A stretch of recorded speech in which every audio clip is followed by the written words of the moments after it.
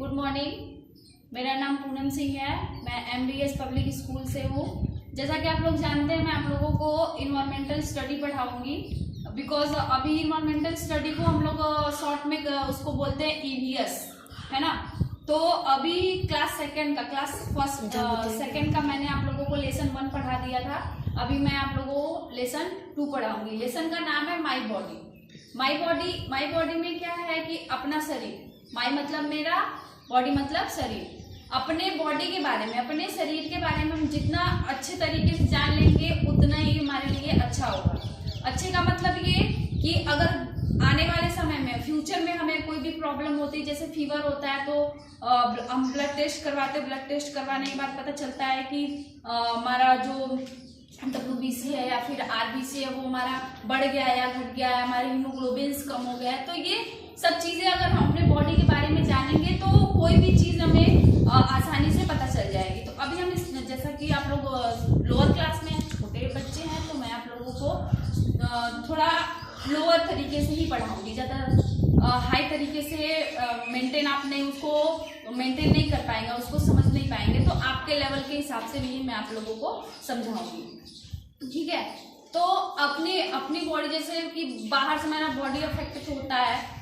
Body affect का मतलब hands हो गया, फिंगर्स हो गया, है ना। Fingers, body, legs, eyes, ears, nose, hair, nail. तो ये सब हमारे बाहरी स्ट्रक्चर, हमारे बॉडी की जो भी है ये बाहरी बनावट है। इसको हम इंटरनल बोलते हैं, है ना। तो अब उसमें क्या है, जैसे कि हम बोलते हैं सेंस ऑर्गन्स। आपकी टॉपिक इसमें है सेंस ऑर्गन्स। जैसे हमारे 5 सेंस ऑर्गन्स होते हैं। सेंस ऑर्गन्स की हिंदी होती है ज्ञानेंद्रियां। ज्ञानेंद्रियां में 5 ज्ञानेंद्रियां होती हैं, आंख, कान, नाक, मुंह, त्वचा।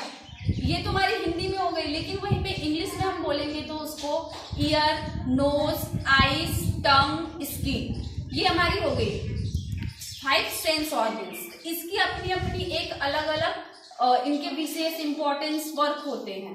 इनकी अपने अपने क्षेत्र में, अपने अपने फील्ड में इनकी अलग अलग अपनी अपनी खासियत होती है, विशेषता होती है। जैसे हम आइज की बात कर लें तो आइज अगर हमारे पास आंख ना हो तो किसी भी चीज को हमको देखने में बहुत ही अनकंफर्टेबल लगेगा, हम उसको आसानी से देख नहीं सकते। लेकिन अगर वहीं पे अगर हमारे पास आइज हो, कोई भी चीज को हम आसानी से देख सकते हैं, उसको समझ सकते हैं और उसका अंदाजा लगा सकते हैं, अनुभव लगा सकते हैं कि वो चीज क्या है और कितनी दूरी पे वो है।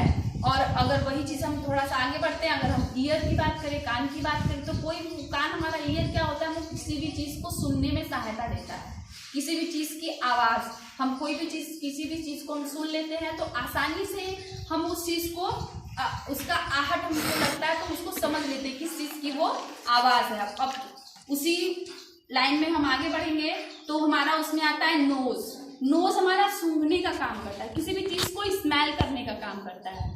उसको हम सूंघ के पता कर लेते हैं इसकी स्मेल अच्छी है या फिर खराब है, ठीक है। अभी हम आते हैं टंग जो हमारा होता है, जिसको हम जीभ बोलते हैं, ये हमारी 2 चीजों में इंपॉर्टेंट रखता है। एक होता है कि बोलने में ये सहायक करता है, एक चीज होती है जो कि हमारे उच्चारण को ये हेल्प करता है, किसी भी चीज को स्पष्ट बोलने में ये सहायता करता है। दूसरी क्या होती है, किसी भी चीज का टेस्ट, जिसको हम स्वाद बोलते हैं हिंदी में, वो उसमें हमारा हेल्प करता है, ठीक है। अभी हम आते हैं स्किन की बात करते हैं। तो स्किन हमारी क्या है, स्किन हमें किसी भी चीज को, किसी भी बोल सकते हैं मौसम को या फिर वेदर को, मौसम ठंडा है या फिर गर्म है, उसको हम फील करते हैं, महसूस करते हैं, हमारी स्किन के द्वारा ही हमको पता चलता है, ठीक है। ये तो हो गया हमारा 5 सेंस ऑर्गन्स। अब हम आगे बढ़ते हैं बाहरी स्ट्रक्चर।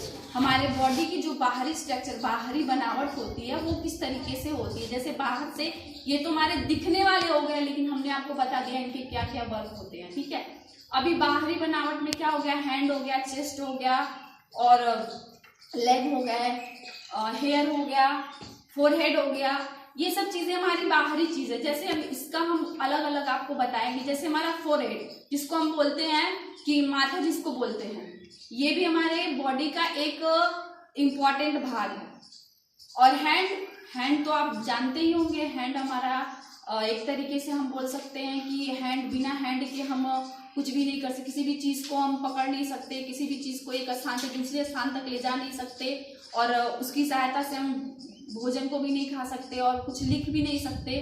तो अब आगे आते हैं लेग। लेग जो हमारा जो पैर होता है वो हमको एक स्थान से दूसरे स्थान तक ले जाने में कार्य करता है, मतलब कि चलने में सहायक होता है, और हमारे बॉडी का जो स्ट्रक्चर है ये उसको बहुत ही अच्छे से मेंटेन करता है। सपोज करिए अगर हमारे पास पैर ना होता, अजीब सी हमारे बॉडी की स्ट्रक्चर, अजीब सी फीलिंग होगी, अजीब तरीके का दिखेगा। तो एक तरीके से हम कह सकते हैं हमारे बॉडी के जितने भी पार्ट्स हैं, जितने भी हमारे बॉडी में पार्ट्स हैं, सबकी अपनी अपनी एक खासियत, अपनी अपनी इंपॉर्टेंस है अपने अपने फील्ड में। जैसे हम बोल रहे हैंड हो गया, हैंड में हमारा फिंगर हो गया। फिंगर का क्या काम होता है? आप बोलते हो मैम फिंगर क्या होता है? मैम फिंगर का कोई तो काम नहीं है, लेकिन जब फिंगर की एक अपनी अलग कार्य होता है, जब वो अपना काम करने लगता है तब हमको फील होता है कि नहीं, अगर हमारे हैंड में फिंगर ना हो तो हमारे लाइफ में कितनी बड़ी कमी होगी। जैसे मान लीजिए अगर आपके पास फिंगर ना हो तो पेंसिल आप पकड़ पाओगे? नहीं पकड़ पाओगे। भोजन खा पाओगे? नहीं खा पाओगे। तो वही चीज है कि फिंगर है जो हमारा, कि उसकी भी एक इम्पोर्टेंस होती है ना। अब हम आते हैं, आगे बढ़ते हैं, थोड़ा आगे बढ़ने का मतलब अब आते हैं हम लोग लेग तो आपको हम लोगों ने बता ही दिया। अब आते हैं हम बॉडी के अंदर जाने के बाद हार्ट के बारे में बात करते हैं। हार्ट आप लोग बोलते हो कि हार्ट आप लोग धड़कन भी बोल सकते हो, उसको दिल भी बोल सकते हो, है ना। तो जो हमारा हार्ट होता है वो इंसान के लिए, हर इंसान के लिए वो इम्पोर्टेंट होता है। जैसे हम सांस को लेते हैं और सांस को छोड़ते हैं, उसी तरीके से हमारा हार्ट जो होता है वो भी हमारा क्या होता है? धड़कता है। ठीक है।